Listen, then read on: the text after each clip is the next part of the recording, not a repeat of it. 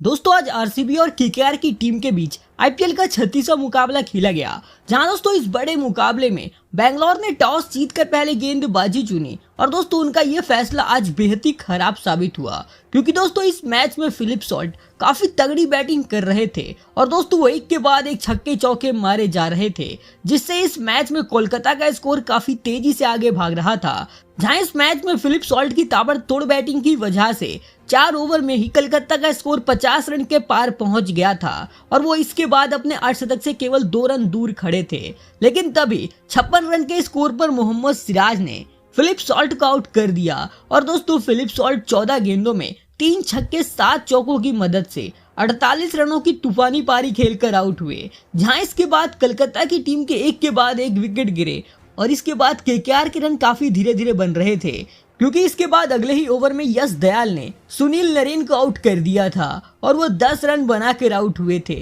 तो दोस्तों इसी ओवर में यश दयाल ने अंकुरिश रघुवंशी को भी आउट कर दिया था और वो 3 रन बनाकर आउट हुए थे। और दोस्तों अंकुरिश रघुवंशी का कैच कैमरॉन ग्रीन ने एकदम हवा में उड़कर पकड़ा था, जो देखने में काफी अच्छा लग रहा था। हालांकि इसके बाद वेंकटेश अय्यर और कप्तान श्रेयस अय्यर ने इसके बाद केकेआर की पारी को संभाला और ये धीरे धीरे बल्लेबाजी कर रहे थे। लेकिन इसी बीच वेंकटेश अय्यर कैमरॉन ग्रीन की गेंद पर 16 रन बनाकर आउट हो बैठे। जहां इसके बाद रिंकू सिंह बल्लेबाजी करने उतरे और इसके बाद कप्तान श्रेयस अय्यर ने अपना अर्धशतक पूरा कर डाला था। लेकिन तभी दूसरी तरफ 137 रन के स्कोर पर रिंकू सिंह 24 रन बनाकर लोकी फर्ग्यूसन का शिकार बने। तो इसके बाद दोस्तों बल्लेबाजी करने रसल उतरे थे, लेकिन रसल इस मैच में काफी धीमी बल्लेबाजी कर रहे थे और पूरी तरह फंसे हुए दिखाई दे रहे थे। और इसके बाद कप्तान श्रेयस अय्यर भी 50 रनों की शानदार पारी खेलकर कैमरॉन ग्रीन के गेंद का शिकार बने। हालांकि दोस्तों आखिरी में आकर रमनदीप सिंह ने इस मैच में पूरी तरह आरसीबी के गेंदबाजों की धुलाई कर दी और 9 गेंदों में 24 रन बना दिए। तो आखिरी में रसल भी 20 गेंदों में 27 रन बनाकर नॉट आउट रहे और दोस्तों इस वजह से केकेआर की टीम ने 222 रन बनाए थे 6 विकेट के नुकसान पर। जहां इस मैच में आरसीबी की तरफ से यश दयाल कैमरॉन ग्रीन को 2-2 विकेट हाथ लगी थी, तो सिराज और लोकी फर्ग्यूसन ने एक विकेट लिया। जहां इस मैच में दोस्तों आरसीबी के गेंदबाज काफी महंगे साबित हुए थे और अब दोस्तों आरसीबी को ये मुकाबला जीतने के लिए 223 रन बनाने थे। और जब इसके बाद आरसीबी की टीम टारगेट का पीछा करने उतरी तो फिर इस मैच में विराट कोहली काफी आक्रामक बैटिंग कर रहे थे। उन्होंने एक के बाद एक 2 बड़े छक्के भी लगा दिए थे और वो इस मैच में काफी आक्रामक लय में दिख रहे थे। लेकिन दोस्तों 27 रन के स्कोर पर हर्षित राणा ने एक गेंद फेंकी और उस गेंद पर विराट कोहली आउट हो गए। लेकिन दोस्तों वो गेंद विराट कोहली के कमर से ऊपर जा रही थी और साफ दिख रहा था कि वो नो बॉल है। लेकिन दोस्तों अंपायर ने उस बॉल को लीगल डिलीवरी दे दिया, जिसके बाद विराट कोहली मैदान पर अंपायर को काफी खरी खोटी सुना रहे थे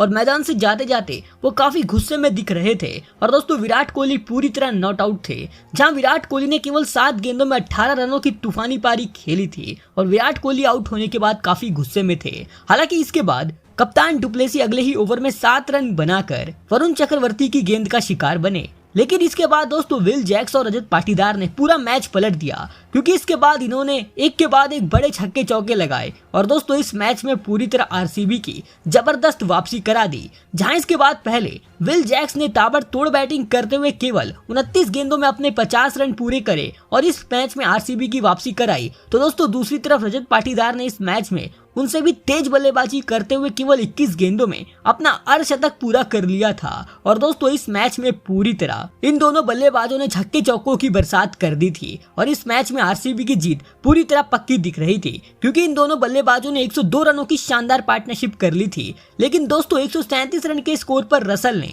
विल जैक्स को आउट कर दिया और दोस्तों विल जैक्स 32 गेंदों में 5 छक्के 4 चौकों की मदद से 55 रन बनाकर आउट हुए थे। और इसके बाद इसी ओवर में रसल ने रजत पाटीदार को भी आउट कर दिया था और पाटीदार 23 गेंदों में 5 छक्के 3 चौकों की मदद से 52 रन बनाकर आउट हुए थे। जहां इसके बाद आरसीबी की हालत और खराब हो गई, क्योंकि अगले ही ओवर में सुनील नरेन ने कैमरॉन ग्रीन और महिपाल लोमलोर को आउट कर दिया था। जहां ग्रीन 6 तो लोमलोर 4 रन बनाकर आउट हुए थे। जहां इसके बाद बेंगलोर की आखिरी उम्मीदें दिनेश कार्तिक और सुयश प्रभुदेसाई पर टिकी थी। जहां इसके बाद कार्तिक और प्रभुदेसाई ने शानदार बैटिंग करी, लेकिन इसके बाद दोस्तों प्रभुदेसाई 24 रन बनाकर हर्षित राणा की गेंद का शिकार बन गए थे, जहां इसके बाद आखिरी उम्मीद दिनेश कार्तिक पर टिकी थी और दिनेश कार्तिक इस मैच में अच्छी बल्लेबाजी भी कर रहे थे। लेकिन दोस्तों जब 7 गेंदों पर आरसीबी को 21 रन बनाने थे, तभी रसल की गेंद पर दिनेश कार्तिक 25 रन बनाकर आउट हो गए और दोस्तों आरसीबी के 202 रन के स्कोर पर 8 विकेट गिर चुके थे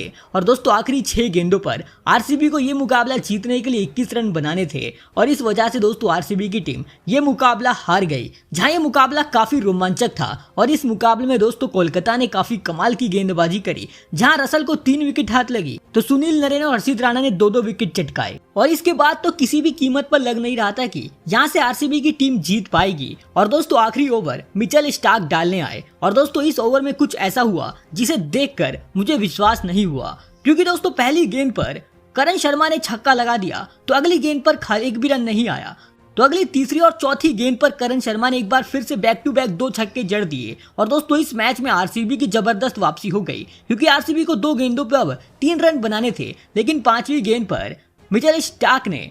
करण शर्मा को आउट कर दिया और दोस्तों करण शर्मा शानदार पारी खेलकर आउट हुए। उन्होंने केवल 7 गेंदों में 3 छक्कों की मदद से 20 रन बना दिए थे और दोस्तों इसके बाद आखिरी गेंद पर आरसीबी की टीम केवल 1 रन बना पाई और दोस्तों वो 121 रन बनाकर ऑल आउट हो गई थी और इस मुकाबले को केकेआर ने केवल 1 रन से जीता है और दोस्तों ये मुकाबला एकदम सांसें रोक देने वाला था।